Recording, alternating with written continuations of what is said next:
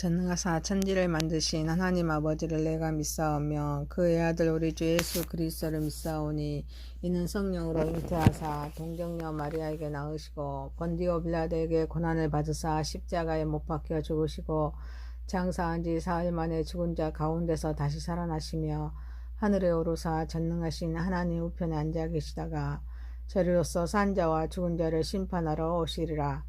성령을 믿사오며 거룩한 공예와 성도가 서로 교통하는 것과 죄를 사하여 주시는 것과 몸이 다시 사는 것과 영원히 사는 것을 믿사옵나이다. 아멘. 찬송가 170장입니다. 내 주님은 살아계셔 날 지켜주시니 그 큰 사랑이 나여서 나 자유 얻었네.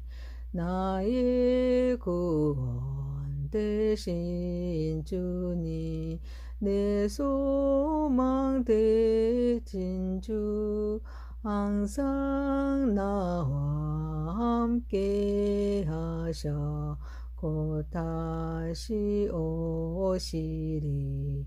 나를 거룩하게 하려 주 나를 부르니 주의 은혜 내게 넘쳐 주 뜻을 이루리. 굳센 믿음 나 가지고 주 말씀 따르며 주님 다시 강림할 때 날 영접하시리. 아멘. 하나님의 말씀은 마가복음 12장 13절에서 27절입니다. 그들이 예수의 말씀을 책잡으려 하려 바리새인과 헤롯 땅 중에서 사람을 보내며 와서 이르되 선생님이 우리가 아노니 당신은 참되시고 아무도 꺼리는 일이 없으시니 이는 사람의 외모로 보지 않고 오직 진리로서 하나님의 도를 가르치심이니이다. 가이사에게 세금을 바치는 것이 옳으니까 옳지 아니하니까 우리가 바치리까 말리까 한데 예수께서 그 예식함을 마시고 이르시되 어찌하여 나를 시험하느냐. 데나리온 하나를 가져다가 내게 보이라 하시니 가져왔거늘 예수께서 이르시되 이 형상과 이 글을 누구의 것이냐 이르되 가이사의 것이니이다. 이에 예수께서 이르시되 가이사의 것은 가이사에게 하나님의 것은 하나님에게 바치라 하시니 그들이 예수께 대하여 매우 놀랍게 여기더라. 부활이 없다 하는 사두개인들이 예수께 와서 물어 이르되 선생님이여 모세가 우리에게 써주기를 어떤 사람의 형이 자식이 없이 아내를 두고 죽으면 그 동생이 그 아내를 취하여 형을 위하여 상속자를 세울지니이다 하였나이다. 7형제가 있었는데 마지가 아내를 취하였다가 상속자가 없이 죽고 둘째도 그 여자를 취하였다가 상속자가 없이 죽고 셋째도 그렇게 하여 7이 다 상속자가 없었고 최후의 여자도 죽었나이다. 7사람이 다 그를 아내로 취하였으니 부활 때 그들이 살아날 때 그 중에 누구 아내가 되리까. 예수께서 이르시되 너희가 성경도 하나님의 능력도 알지 못하므로 오해함이 아니냐. 사람이 죽은 자 가운데서 살아날 때에는 장가도 아니가고 시집도 아니가고 하늘에 있는 천사들과 같으니이다. 죽은 자가 살아났다는 것을 말할진대 너희가 모세 책 중 가시나무 떨기에 관한 글에 하나님께서 모세에게 이르시되 나는 아브라함의 하나님의 이삭의 하나님이요 야곱의 하나님이로다 하신 말씀을 읽어보지 못하였느냐. 하나님은 죽은 자의 하나님이 아니요 산 자의 하나님이시라. 너희가 크게 오해하였도다 하시니라. 아멘. 전능하시고 고루하신 하나님 아버지, 하나님의 크신 사랑을 감사와 찬양과 영광과 존귀를 올려드립니다. 우리 예배를 받으시고 영광 받으시옵소서. 예수님의 이름으로 기도하옵나이다. 아멘. 하나님의 말씀 마가복음 12장 13절에서 27절 말씀입니다. 사람의 깨보다 하나님의 지혜로 라는 제목입니다. 첫 번째, 야합하는 자들입니다. 바리새인과 헤롯 땅이 구원을 완성하신 예수님의 말씀을 책잡기 위해서 사람들을 보냅니다. 바리새인은 유대교 율법의 엄격한 준수를 강조합니다. 이들은 영혼의 불멸과 또 육체의 부활을 믿습니다. 또한 천사나 악마 등의 영적인 존재를 인정하고 그에 관한 교리를 발전시켰습니다. 아주 보수적인 신앙인들입니다. 그에 반하여 헤롯 땅은 헤롯 집안 출신의 정치 집단들입니다. 로마 제국과의 관계를 중시했습니다. 그들은 로마 정부로부터 그들의 권한을 이임받았고 헬라 풍습을 좋아했습니다. 그들은 현 상태를 유지하려고 권한을 이임받았으며 또 법과 질서를 옹호하던 자들입니다. 바리새인들과 헤롯 땅은 서로 손을 잡을 수 없을 만큼 사상도 이념도 서로 달랐습니다. 그러나 구원을 완성하신 예수님을 대하는 태도에서는 공통된 그런 목적을 가지고 있었습니다. 그들은 서로 다른 이념을 가졌음에도 불구하고 예수님의 영향을 제거하려는 데에는 의견을 같이 했습니다. 이는 예수님의 가르침이 기존의 권력 구조와 사회적인 그런 질서의 도전을 던졌기 때문입니다. 구원을 완성하신 예수님의 말씀과 행동은 사람들에게 새로운 관점을 제시했습니다. 또 이는 기존의 권력자들에게 위협적으로 여겨졌습니다. 그래서 바리새인과 헤롯 당은 예수님의 말씀에서 허점을 찾아내서 죽음으로 몰아가려는 그러한 공동의 노력을 하였습니다. 이들은 서로 생각과 사상이 다르면서도 예수님을 죽이기 위해서 예수님의 말씀에서 책잡기 위해서 서로 힘을 모으고 있습니다.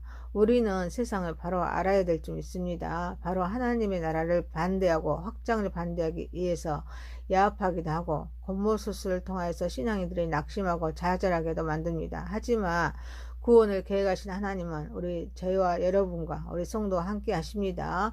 그리고 지혜를 주십니다. 그래서 감당할 수 있는 능력을 주십니다. 사랑하는 성도 여러분, 우리는 어떤 야합하는 자들이라도 두려워해서는 안 될 줄 믿습니다. 담대하는 저와 여러분 되시기를 소망합니다. 마가복음 12장 13절에서 17절 말씀입니다. 사람의 지혜보다는 하나님의 지혜로라는 제목입니다. 첫 번째, 야합하는 자들. 두 번째, 사람의 깨보다 하나님의 지혜로. 산헤드린 회원이 다시 예수님의 말씀을 책잡으려고 바리새인과 헤롯 당 중에서 사람을 보냅니다. 그래서 선생님이 우리가 아노니 당신은 참되시고 아무도 꺼리는 일이 없으시니 이는 사람을 애모로 보지 않고 오직 진리로서 하나님의 도를 가르치심이라.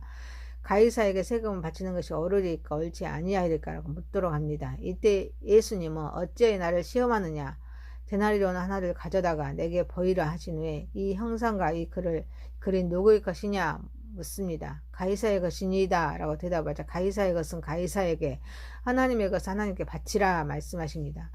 이들은 예수님을 선생님이라 부르면서 그들의 진정한 의도를 숨기면서 선생님께서 자기의 어려운 질문을 피하지 못하도록 머리를 짜내 세금에 관한 질문을 합니다. 세금과 관련된 질문은 계획적이고 악의적입니다. 예수님이 세금을 바치는 것이 옳다고 대답하면 대중에게 미치는 영향력은 사라지게 되어서 배신자나 비겁자로 지탄받게 됩니다. 만일 세금을 바치는 것이 율법에 어긋난다고 하면 그들은 예수를 로마에 보고하여서 혁명가도 체포하려고 계획하고 있습니다. 하지만 예수님은 가이사의 것은 가이사에게, 하나님의 것은 하나님께 바치라고 하십니다.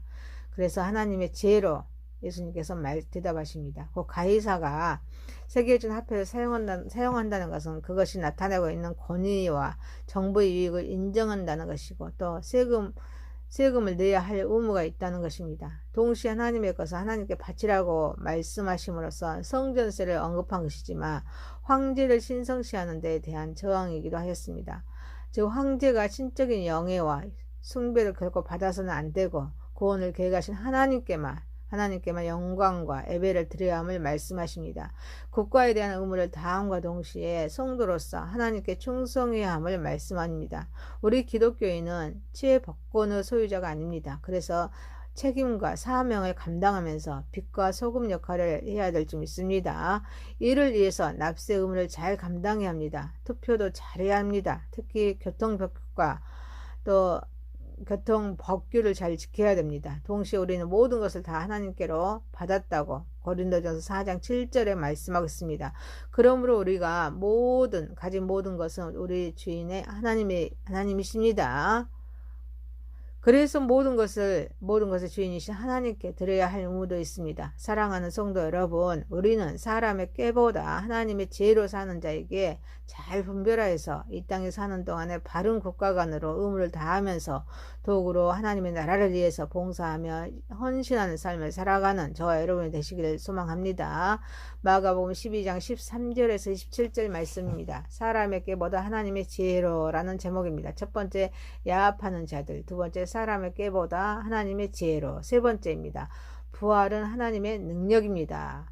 부활이 없다 하는 사두개인들이 예수님께 와서 율법에 기록된 말씀, 어떤 사람의 형이 자식이 없이 아내를 두고 죽으며 그 동생이 그 아내를 취하여 형을 위하여 상속자를 세울지니라 라고 말씀하신 그런 말씀을 통하여 7형제가 한 여자를 아내로 취하였는데 부활 때는 누구 아내가 되겠냐는 질문입니다. 이때 예수님은 너희가 성경도 하나님의 능력도 알지 못함으로 오해함이 아니냐. 사람이 죽은 자 가운데서 살아날 때는 장가도 아니가고 시집도 아니가고 하늘에 있는 천사들과 같으니라 말씀하십니다. 그리고 부활에 대한 말씀을 하나님은 죽은 자의 하나님이 아니요 산 자의 하나님이시라 말씀하십니다. 그래서 구원을 계획하신 하나님은 시간을 초월하신 하나님으로서 변함없는 현재 하나님이심을 말씀하십니다.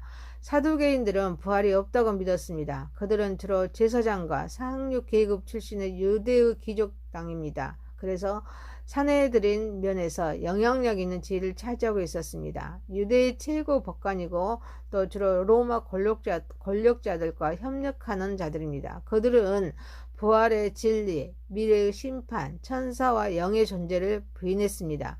그래서 계대 결혼을 통하여서 부활이 없음을 주장하면서 예수님을 공경에 빠뜨리고 합니다. 그래서 예수님은 성경도 하나님의 능력도 알지 못하였기에 오해하였음을 말씀하시면서 하나님께서 모세의 한 말씀을 통하여 하나님은 언제나 현재의 하나님이심을 말씀하고 있습니다. 그래서 하나님은 죽은 자의 하나님이 아니요 산 자의 하나님이심을 말씀하십니다. 우리는 하나님 말씀 1189장이죠. 하나님 말씀 성경이죠. 구약과 신약으로 이루어졌습니다. 구약은 39권, 신약은 27권입니다.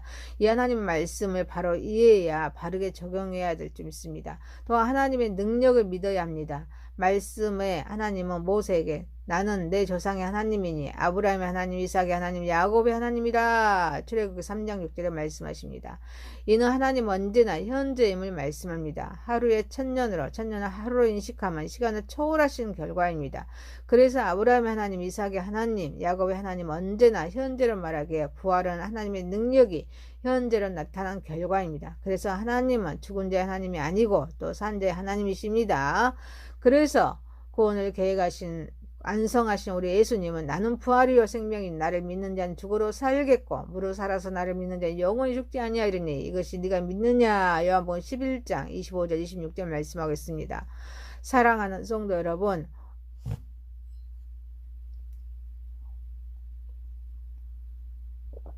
우리는 하나님의 말씀이 성경을 바르게 알고 또 약속된 하나님의 말씀 하나님의 능력으로 이루심을 믿고 살아있는 말씀 우리의 삶을 주관하도록 하나님과 함께하며 순종한 삶을 살아가는 저와 여러분이 되시기를 소망합니다. 말씀을 마칩니다.